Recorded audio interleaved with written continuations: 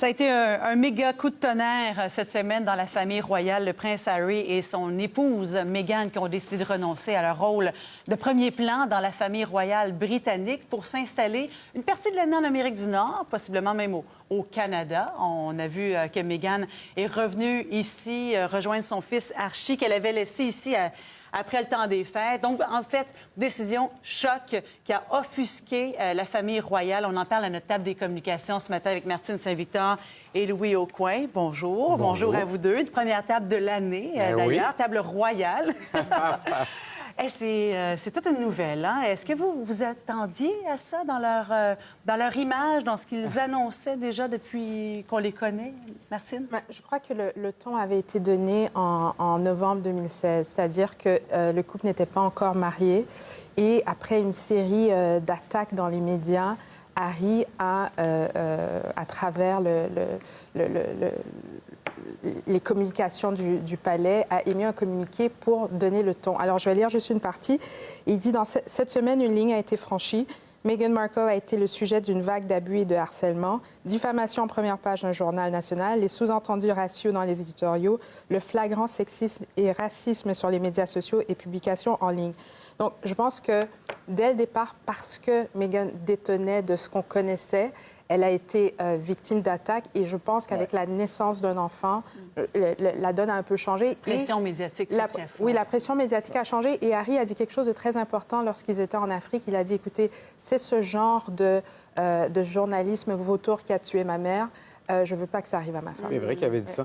C'est vrai, mais moi, ça m'a quand même surpris parce que quitter la famille royale, c'est une grande décision. Oui. Et puis, cette semaine, il y a beaucoup de gens qui ont dit, mais vous savez, ce qui se passe en famille royale, est-ce que c'est vraiment important pour nous? Mais pourquoi cette nouvelle-là a fonctionné tant que ça? Oui, parce qu'on peut la transposer dans notre vie. Donc, demandez à n'importe qui, qu'est-ce que vous pensez de Meghan et du prince Harry? La première réponse, ça va être je m'en tape. La deuxième réponse, aller plus loin, il va toujours avoir la personne va toujours avoir une idée. Il va dire, bien, vous comprenez, un jeune couple, effectivement, ou est-ce qu'on est en prison quand on est dans la famille royale? Est-ce que c'est des milléniaux qui veulent une qualité de vie plutôt que... moi, je trouve ça pas d'allure, les gens qui ont des privilèges, puis comme ça, puis qui n'assument pas leurs responsabilités, etc., etc., etc., etc. Plein de clichés. Alors, on peut le transposer dans notre propre réalité. Donc, moi, c'est pour ça que la nouvelle a fonctionné aussi fort. Ça alimente les discussions, bien sûr. Ben oui, sur d'autres sujets. Oui, oui. Même qu'on a presque oublié de parler du Brexit cette semaine. Ça a été une crise de 3 ans. Finalement, ça a été voté. Le Royaume-Uni qui va se dissocier de l'Union européenne. Mais c'est le Brexit qui a retenu l'attention, quand même. Hein? Parce que aussi, il ne faut pas oublier, ils sont très rentables pour les journaux, pour les tabloïds. Alors, il y a aussi ce côté-là. C'est pour ça que... On a l'impression de les connaître parce qu'ils sont tellement présents dans les médias et ils ont compris la valeur de cette image. Ils ont compris la valeur de cette image et c'est pour ça qu'ils ont un côté très progressiste. D'ailleurs, dans leur communiqué, ils disaient, nous, on veut être un petit peu plus progressiste. Ils l'étaient déjà, non seulement dans les causes qu'ils avaient décidé d'appuyer, mais aussi dans leur manière de communiquer. Ils ont un peu devancé. Et en fait, c'est pas qu'ils ont devancé. Souvent, ils faisaient fi de la machine de communication traditionnelle du palais. C'est annoncé sur Instagram. Alors, ils maîtrisent très bien ces outils de communication-là. Alors, leur image est vraiment la leur, c'est-à-dire qu'ils contrôlent le narratif. Ils n'ont jamais laissé le palais contrôler leur image. La personne qui a vraiment un problème avec cette décision-là, c'est le prince Charles. Parce que pour la reine Élisabeth, même si on rejette la monarchie, la reine Élisabeth, on va toujours avoir de l'empathie quand même. C'est une vieille dame, donc il y a beaucoup de difficultés avec sa... Je sais, mais quand même, Qui vient de passer toute une année difficile. Toute une année difficile, et puis qu'on a passé beaucoup des crises comme ça, mais on n'aura pas la même empathie pour le prince Charles. Donc le prince Charles va devoir vivre avec toutes les écorchures de la famille royale. C'est le successeur de la reine Élisabeth qui va vraiment avoir des difficultés avec ça. C'est pour lui que ça va être le plus difficile. Mais oui.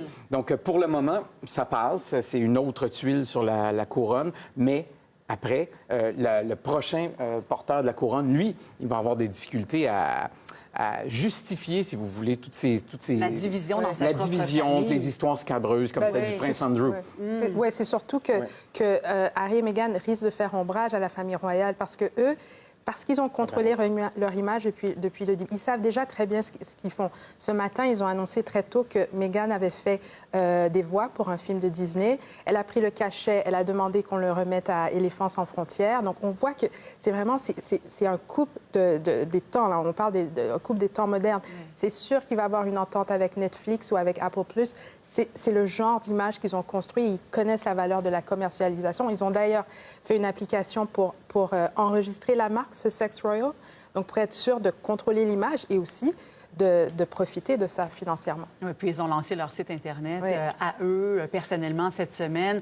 En terminant sur ce sujet-là, juste voir peut-être les images du musée Madame Tussauds, qui rapidement a décidé de faire un coup d'éclat, on peut voir ça comme ça, qui a bougé les statues de cire de Harry et Meghan, qui étaient donc tout près de la reine. Maintenant, ben voilà, ils sont de l'autre côté.